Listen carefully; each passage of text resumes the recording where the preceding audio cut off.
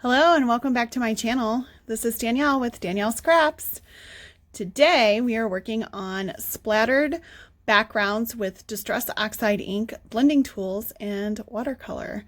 So we'll be creating this super fun card today, and you can see that I'm using picked raspberry, a spray pen, a watercolor brush, a blending tool, and I am specifically using watercolor paper today. You don't have watercolor paper, this technique does work on regular cardstock. You'll just want to watch your water flow so that the paper doesn't buckle or tear later on. Some of the supplies that I'm using are the PML cards from the Jingle Joy collection, which are in the November-December Expressions book from Close to My Heart, and that's found on page 7. You get 24 of those cards, and I've just cut 2 of them down, 3 of them down actually, to create that pattern paper that you see there. And I've also come in with the Gnome for Christmas stamp and thin cut set that you can see here, and I'll show you later on exactly how I color this beautiful little gnome using a surprise technique with my clear shimmer brush. So as we move forward through here and we get everything set up, we're going to go ahead and start by blending. And you can also see some embellishments in there, like some loose silver sequins and some silver embellishing thread. And I'll show you how I made those splatters and also how I popped up that little guy. So again, we're going to start with watercolor paper, and this is cut at 4 1/4 by 5 1/2. And I've pre-stamped my guy in archival black ink. I find that ink is the best for me when I am coloring and it's thoroughly dry. The nice thing about Distress Oxide inks is the pad is going to be moist and lots of goo here. So you can see it right here on my finger when I tap how juicy that pad is, and I love that. Now, if I were to use regular water-based ink and blend with it and did that, I would never ever be able to get this dot up, right? The beauty about these Distress Oxide inks is because they sit on top of the paper, I'm able to blend that circle out and you'll never ever know that that was there. So to create this card, I'm creating 2 element areas just like this. And as you could see in my sample, you're not going to really see the ends of those circles as I work on this. The more ink that you put on, the better the results you'll get with your ink splattering. So all you have to do is just re-ink and apply until you feel it's good.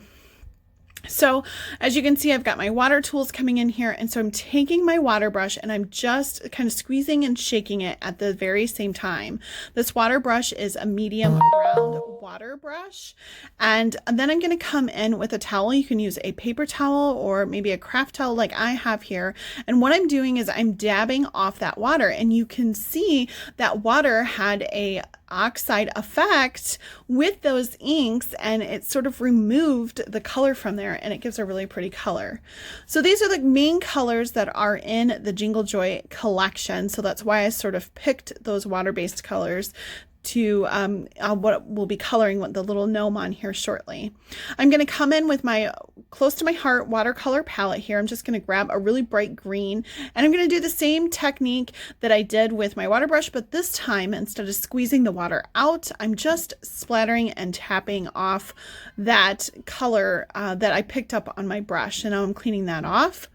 And I'm going to come in with a little bit of shimmer in here and give this a little bit more detail with that. Clean off my work surface and get going because we are going to do some really fun coloring for our gnome. As you can see here, this is how I store my inks.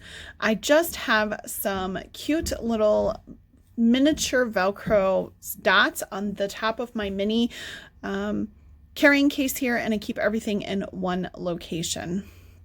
So again, I've already got this guy stamped. I just need to fussy cut him out, or actually I'm going to use the thin cuts that come in this set.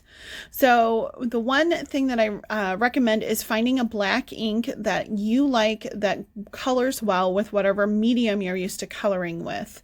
I find that if I allow my archival ink to dry completely, and I mean completely, like stamp it, work on something else, and then come back to it, it does really good without bleeding into either watercolors or alcohol markers or anything of that nature. So that's just what I have found that's worked for me. However, I recommend you do what your favorite is.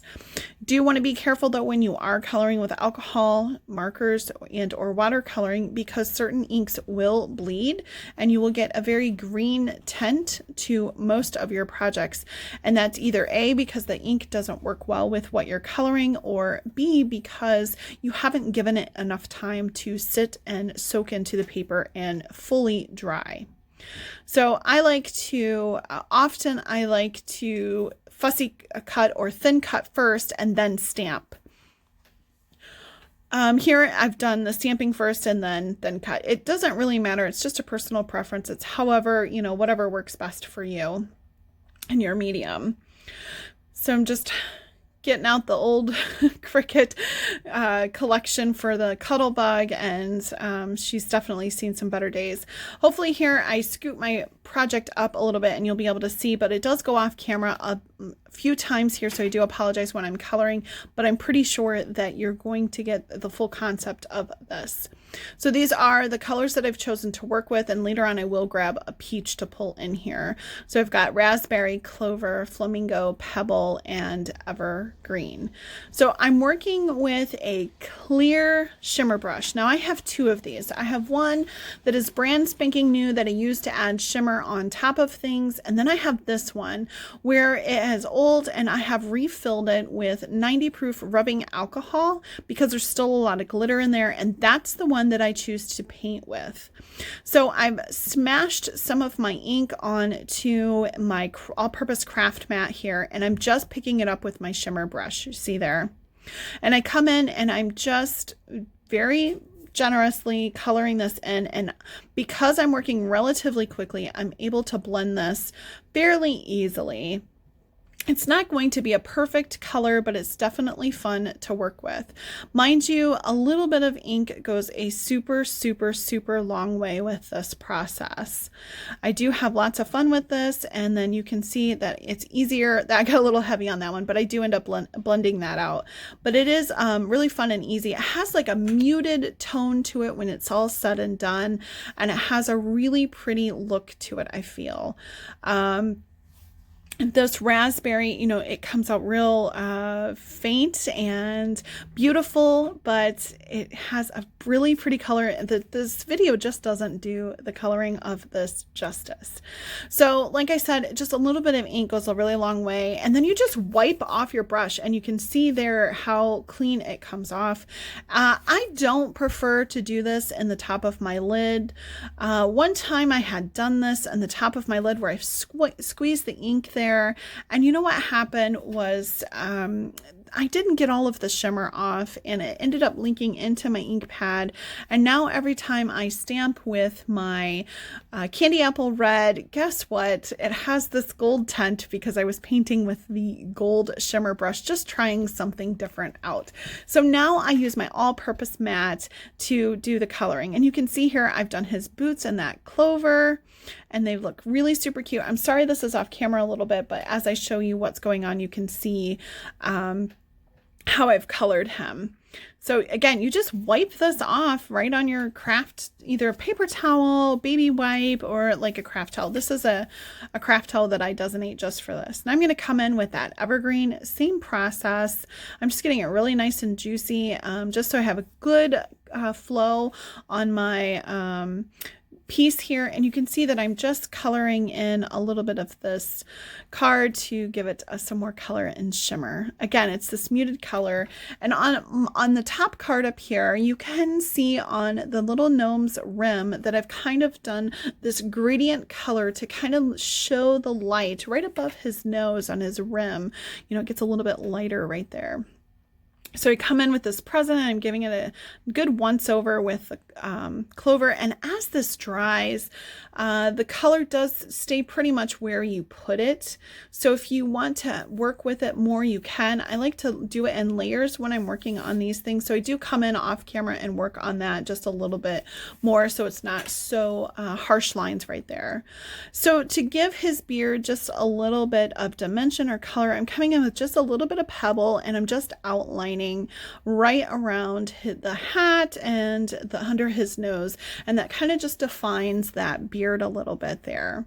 So we'll come in with a little bit of flamingo here and give this package a really pretty bow. Again, it mutes down, the shimmer brush really does mute down the color a little bit, but it's not so muted that it's ugly or anything of that nature. It just gives it a really soft color, even softer than what it truly was in the beginning. And then I'm just giving a little bit more depth to the inside of that bow that you can see right there. This is by far one of my favorite ways to color. It just really is so fun that kind of, I don't know that it necessarily locks the shimmer in, because sometimes when you use the shimmer, it comes off on your fingers, but it does just, I don't know, it's just one of my favorite ways to color. So I'm going to come in with a little bit of peach for his nose and a little bit of canary on top of that star. So here's where we're going to color that nose, and I'm doing the whole gnome in this process. Another thing that you could do is come in with some diamond stickles, which in my Jingle Joy workshop that launches here this week and will be available for a all-day crop on December 5th, I'm going to show you how I add diamond stickles to create a very fun beard for these gnomes in that card workshop / crop.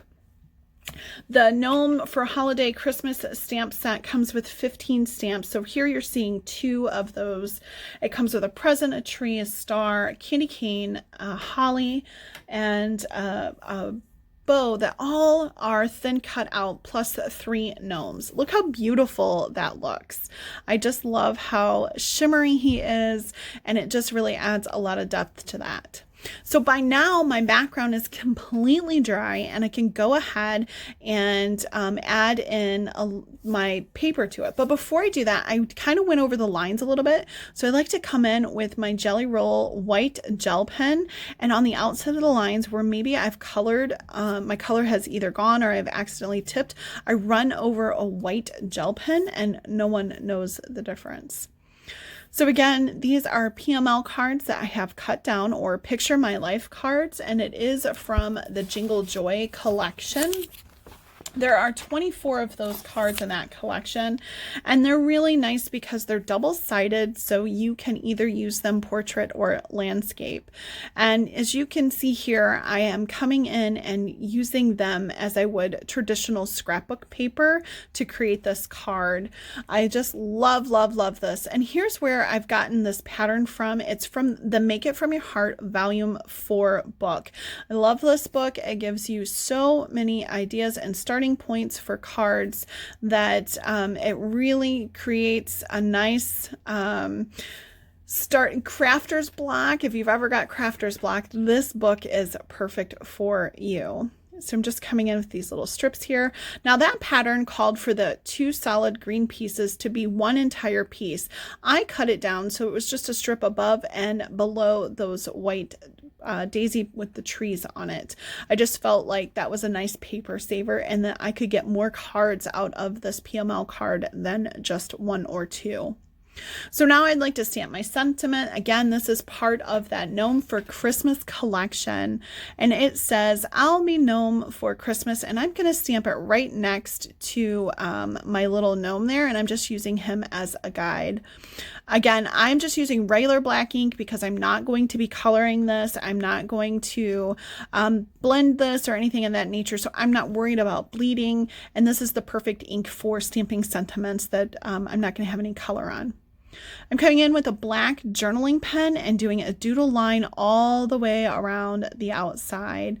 This stamp set does come with a small star, and it would be super cute to stamp a couple of them along this doodle on each side, just to add a little bit of extra surprise and an element to that if you so wanted to.